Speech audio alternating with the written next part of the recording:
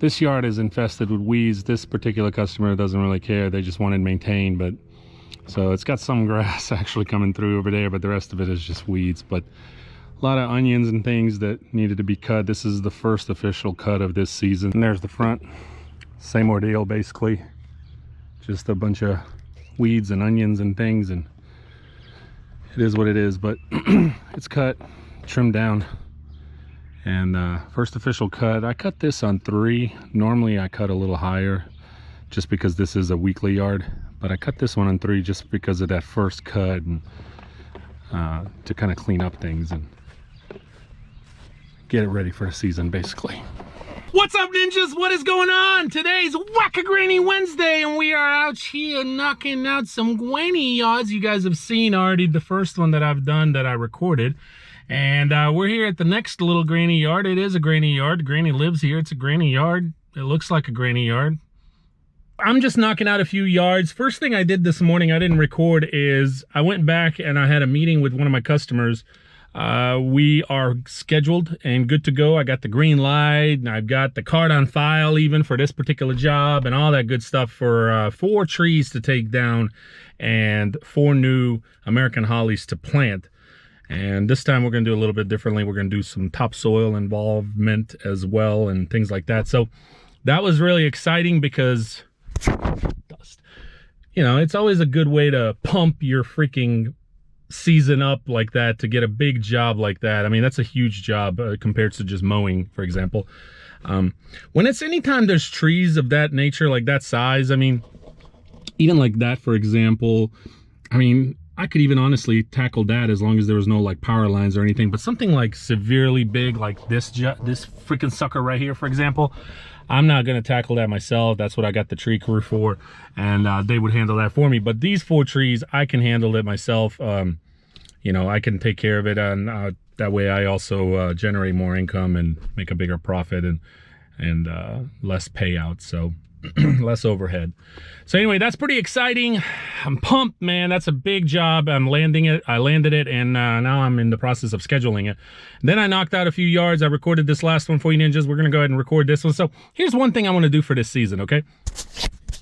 One thing I want to do this season is make sure I have a clean lens. How about that? But I want to, you know, I've been running the bumblebees now for what, 1 or 2 years. And I'm so used to that deck, you know, I'm so used to the way the deck cuts. And I've demoed the Ferris, but I've always demoed it before, like during the off season. So I never really used that deck to the full of, you know, really cutting the yard and getting to see how it cuts and whatnot. That was actually, you know, I mowed my yard and stuff, but it's not enough. You got to kind of mow for a while to really see, is there a difference, what it is and whatnot. So one of the things this season, ninjas, is I'm going to be really comparing it, is the Ferris deck compares to the standard deck, and see what the differences are, which one cuts better, which one. I have an idea already just from talking to people and witnessing certain things myself already a little bit, but I want to just compare them. And I look, you really, it's hard to compare them because they're not really the same decks. They're completely different decks. So the standard bumblebee has a, what you would call it, I guess, like a farm deck. I mean, you could cut some nice grass with it and do some nice stripes, of course, but it's more known for a farm deck, and anybody will tell you that. So it's designed to tackle on these freaking huge, you know, fields. And to me, the closest to that would be like the Hustler deck, for example. Hustler deck has a very similar deck to that. And so when I transitioned from Hustler to Scab, it shocked me because the Scab is a completely different deck. It's a good deck. It cuts beautifully, but it threw me off too because it's such a different deck. And then when I went from Scab back to the standard bumblebees, then that's when it kind of brought back memories from the Hustler. So Hustler and standards are the same, very close in the call as far as quality wise and cuts. And I do know what the Scabs are, so I'm trying to see if the Ferris falls closer with the Scab, which I would guess. or is it going to be closer to the Stander and the Hustler? So we'll see on that. Stay tuned. I'm just telling you, this is going to be something I'm going to be doing throughout the season. So it's not something that it's going to be just in one video. But let's go cut this yard. It's tall, it's needing it, and I'm going to cut it on 3.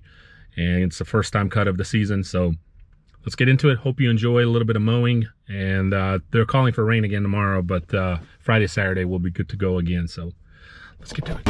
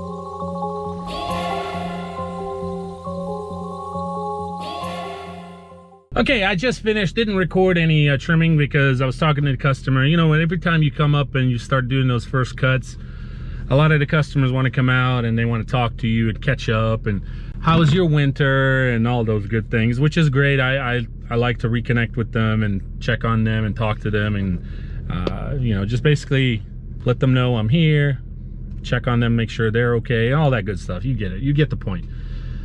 So I didn't record any trimming, but she was very happy. She said it looks great, and we'll see in 2 weeks. But what I wanted to say is that deck, that is different, because this yard and the yard before this, I was able to really just tell there was some spots that were a little thicker than others, but it just, you can, how you can tell when the deck is different, ninjas, is how it discharges the grass and how the clippings look, and if they get shot further out or if they clump up. Now of course clumping, you know, you can have many things that could be a problem with that, whether it's your deck needs to be cleaned or sharpen your blades or whatnot. But, and speaking of blades, I got to check on those blades because I haven't checked on those blades ever since I got them. Dust. But that deck is different. That is different for sure. I feel like it is closer to the scab because the velocity deck is phenomenal. But the velocity deck sucks in overgrown yards because it clumps up really bad. For me it did when I had the scabbers. But that Ferris deck, I think it's called the ICD, if I'm not mistaken. When it discharges the grass, I feel like it cuts the clippings. The clippings are like thinner, and so when it discharges, you don't see them as much, even if they are in one place more than another place. The cut is just, I feel like it cuts differently for sure. I mean, of course, but it's a different deck. But the clippings itself, I think it's like chopped up differently. It's like thinner. So that is a different deck by all means, and of course time will tell. I mean, this is just the start of the season, but you know, I'm gonna be watching that deck more than ever, just to see how it does as we go out through our season. But everything is basically picked up. Not all my yards are just in, but they're slowly getting there. I've got some lined up for next week. I've got some more lined up for this Friday, Saturday that I'm gonna go knock out myself. I'm not sure if Whipper will be back by then. He's out of town. A lot of you already may know, but to those who don't, Whipper's out of town for personal reasons. And, you know, I don't know if he'll make it back this weekend or not. I am going to go ahead and start hiring just because Whipper's not going to stay with me anyway, because, I mean, that was the plan. He's going to stay with me for a little bit longer, but at some point here, within the next month or so, month and a half, he's going to be gone. And so we're going to go through that process. Of course, you know, I'm going to introduce to whoever I bring on board, and we'll see how they does. I am expecting to go through some employees this season, as I do every season. It's really nice if you can find an employee that you can stick with, or they can stick with you for at least one season. And it's really nice if you can get them to stay for 2 seasons. But you're more likely to go through several of them than find one good one. It can happen, but very rare. So I'll show you that, of course. You know, we're going to talk more about employees and hiring and mistakes I've made, that I've learned, and that I had to reflect on, looking back on some of the things. But that'll be for another video. But employees, yards, quoting, everything is going to be getting into its own place. And yeah, it'll be good. So anyway, ninjas, thank you for watching. Don't give me that, All right, ninjas, take care. We'll see you. Peace.